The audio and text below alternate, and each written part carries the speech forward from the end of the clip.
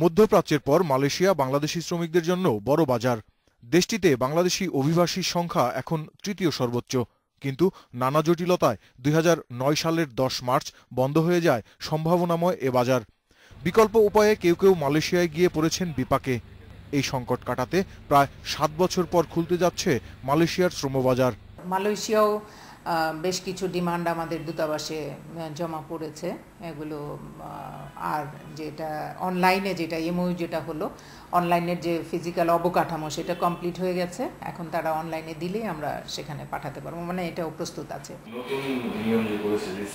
কেবল Malaysia নয়, নতুন আরও কিছু শ্রমবাজার সৃষ্টির উদ্যোগের কথাও জানালেন সচিব। এটা রাশিয়া এখন একটা বেশ সম্ভাবনাময় বাজার, আমরা এটা এক্সপ্লোর করছি।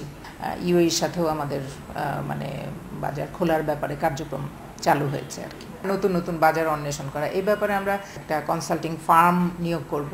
জনশক্তি রপ্তানিকারকরা বলছেন, সরকারের সাথে জনশক্তি ব্যবসায়ীদের দূরত্ব না ঘুচলে এ খাতে গতি ফিরবে না।